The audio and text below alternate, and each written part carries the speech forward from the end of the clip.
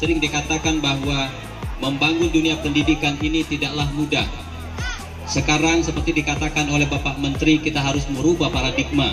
Paradigma pertama adalah tidak lagi menempatkan diri sebagai seorang pelayan, guru yang otoriter, akan tetapi guru yang mengayomi, menjadi pelayan sesama guru, menjadi pelayan para orang tua murid, dan menjadi pelayan para murid sekalian. Yang kedua, Bapak Ibu sekalian, membangun dunia pendidikan tidaklah mudah, sering saya katakan. Pertama adalah membangun karakter keimanan, karakter ketakwaan, dan karakter kinerja. Yang kedua adalah membangun kompetensi banyak hal, mulai dari berpikir positif, berpikir kritis, kompetitif, dan komunikasi, dan lain sebagainya. Dan yang terakhir adalah membangun literasi para anak didik kita.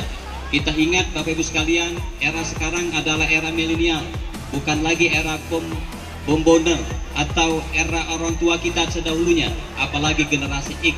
Akan tetapi kita dihadapkan dengan persoalan-persoalan yang begitu rumit, yang serba mudah dengan kecanggihan era teknologi informasi.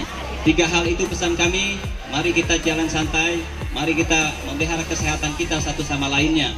Semoga kita memelihara kerjasama dengan baik.